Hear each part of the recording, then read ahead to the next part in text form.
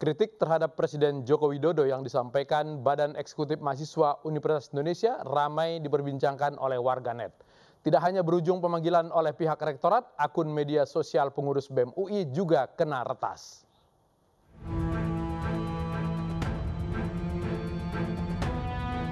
Jagat media kini tengah diramaikan dengan unggahan foto Presiden Joko Widodo berisikan narasi Jokowi, the King of Lip Service. Unggahan tersebut muncul di laman Instagram milik BEM UI Official. Setidaknya terdapat 8 unggahan berjejer dengan beragam narasi oposisi. Unggahan tersebut sontak menuai ratusan puluh ribu like dari warga netizen yang melihatnya. Akibat dari unggahan tersebut, pihak rektorat memanggil BEM UI untuk dikonfirmasi pada Minggu 27 Juni 2021 pukul 15 sore. Pihak BEM UI pun memberi tanggapan atas unggahan infografis yang berada di laman Instagram dan Twitternya. Baik, sebenarnya infografis yang dibuat oleh Brigade UI, organ taktis di bawah BEM UI, itu kami ingin mengingatkan beliau, Bapak Presiden kita, untuk bisa memastikan perkataan-perkataan yang beliau sampaikan sesuai dengan realita di lapangan. Karena kami melihat banyak sekali kontradiksi antara perkataan beliau dengan apa yang terjadi di lapangan. Misalnya pertama terkait pernyataan beliau bahwa beliau rindu di demo. Sayangnya banyak sekali represivitas yang terjadi ketika kami melakukan demo. Contohnya pada tanggal 1 Mei, lebih dari 160 mahasiswa mengalami represivitas ketika melakukan aksi hari buruh di Jakarta. Menyikapi polemik ini, pengamat politik Henry Satrio menilai merupakan hal yang wajar jika kritikan disampaikan oleh mahasiswa. Kalau adik-adik mahasiswa itu masih dalam tatanan wajar, begitulah cara mahasiswa menyampaikan pendapat, sangat gamblang, terbuka, khas mahasiswa. Harusnya ini menjadi masukan kritis buat pemerintah dan segera memperbaiki diri. Masukan-masukan yang diberikan oleh mahasiswa adalah masukan-masukan yang ada dan dirasakan oleh masyarakat. Oleh karena itu, segala janji-janji politik harus segera dipenuhi. Buntut dari kritikan tersebut, akun media sosial dan WhatsApp milik BEM UI kemudian diretas. Peretasan terjadi pada tanggal 27 dan 28 Juni 2021.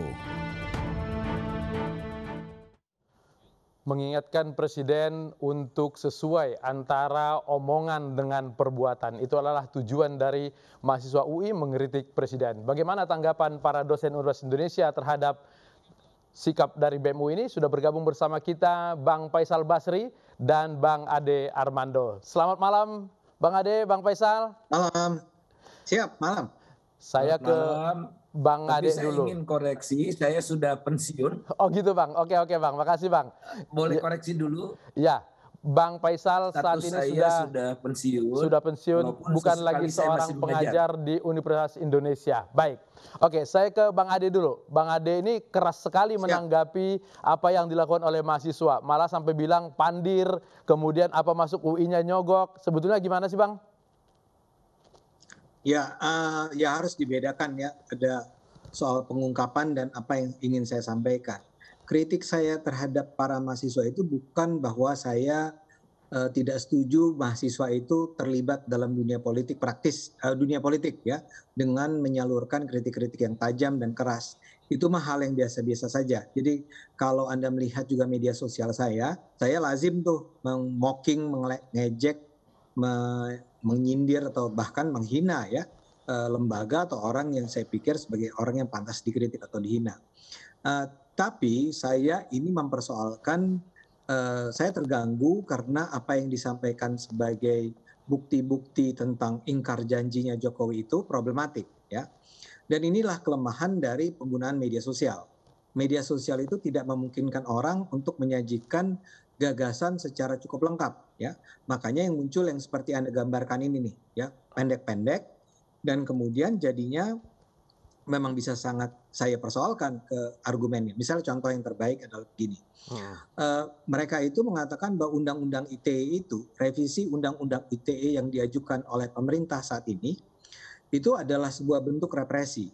Padahal kalau saja anak-anak BPM ini atau teman-teman BPM ini mempelajari isi revisi Undang-Undang ITE yang diajukan oleh pemerintah, mereka akan sadar, mereka akan tahu bahwa sebenarnya yang diajukan oleh pemerintah tersebut adalah revisi agar Undang-Undang ITE tidak lagi makan korban, ya. Karena kita tahu Undang-Undang ITE selama belasan atau puluh tahun bahkan sudah memakan korban begitu banyak karena pasal-pasal karet di dalam Undang-Undang ITE tersebut, tentang pencemaran nama baik, tentang kesusilaan, tentang SARA dan seterusnya. Orangnya bisa saya sebut dengan cepat, misalnya ada Jerings, ada Ahmad Dhani, ada ada baik dan seterusnya.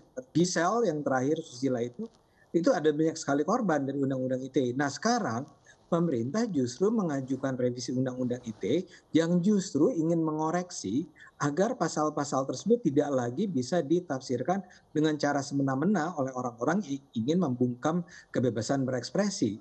Jadi kita bisa bicara tentang contoh-contoh lainnya, tapi salah satu yang paling kuat itu adalah itu. Jadi ketika itulah saya katakan bahwa ini kok kesannya BEM UI ini nggak, kan seperti Bang Faisal bilang, punya tim riset, punya tim diskusi, tapi kok munculnya seperti ini dengan referensi yang Rakyat Merdeka Online. Bukannya saya mengabaikan Rakyat Merdeka Online, tapi kalau cuma menggunakan satu berita yang terpisah untuk menyatakan bahwa Pak Jokowi sudah ingkar janji dan seterusnya, itu bukan tipe mahasiswa dong kalau begitu, apalagi BEM UI. Itu yang saya kritik sebetulnya. Iya. Oke, saya ke Bang Faisal. Kalau Bang Faisal, apakah setuju bahwa yang disampaikan oleh para mahasiswa itu masih tidak substantif atau tidak menyentuh persoalan yang terjadi pada saat ini? Sangat setuju, saya mendukung sepenuhnya. Mungkin tidak sempurna seperti yang Mas Ade katakan, tapi secara keseluruhan sudah kerap Pak Jokowi beda yang dilaksanakan dengan yang dikatakan terutama waktu kampanye ya. Jadi selain yang adik-adik BEM katakan, masih ada lagi misalnya impor pangan.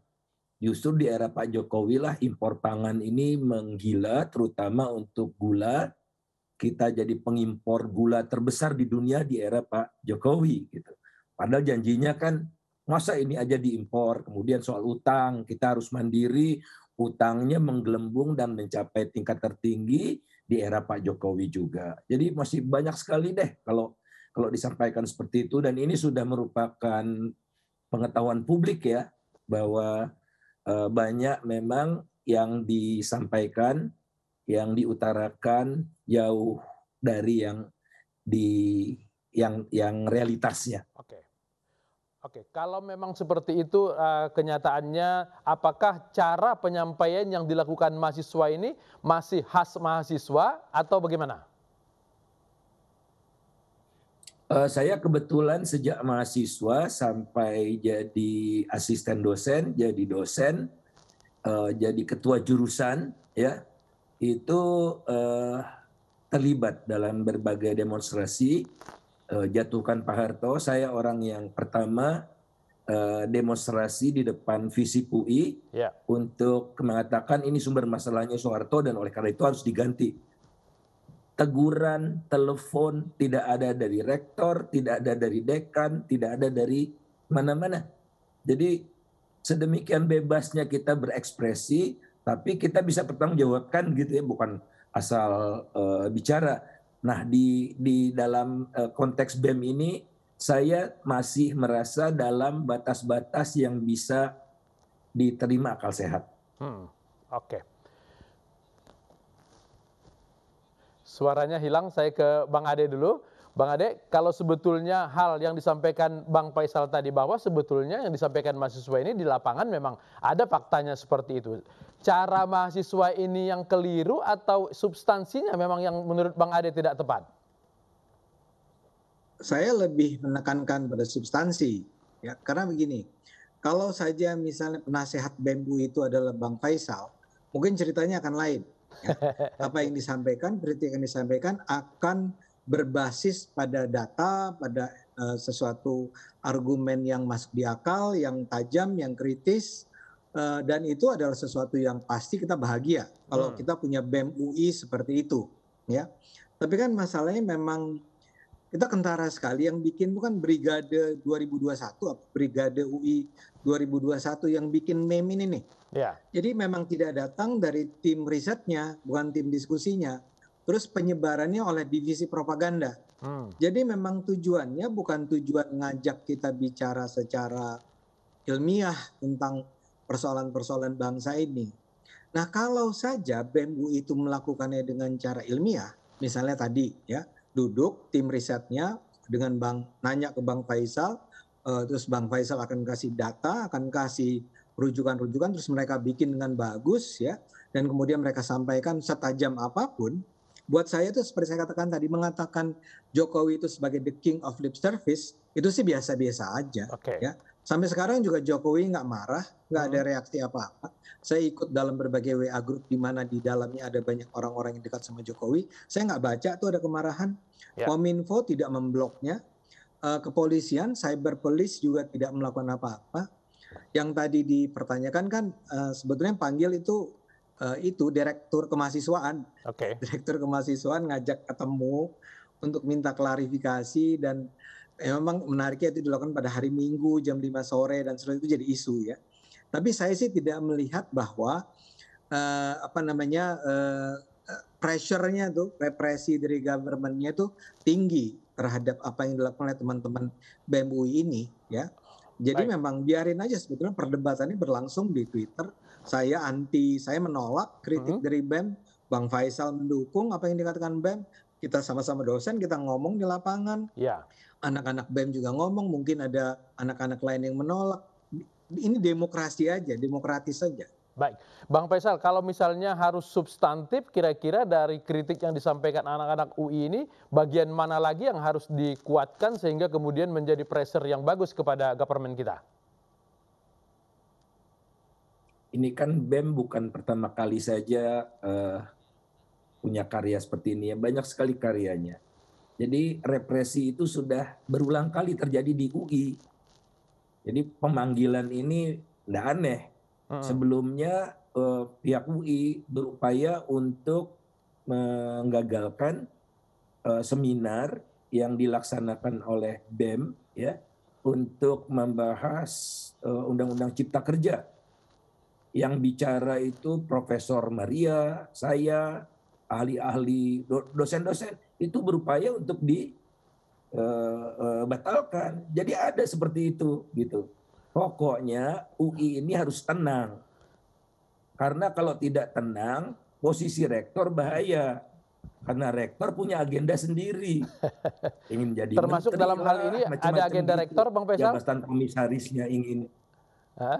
Oh iya, sangat-sangat. Rektor UI kan bermasalah ini, ya kan? Jadi sudah sekarang dipermasalahkan statuta UI melarang rektor menangkap jabatan jadi komisaris, gitu kan? Model-model seperti itulah. Baik, tahan dulu Bang Faisal, Bang Ade, semakin seru ini, nanti akan kita lanjutkan setelah yang satu ini.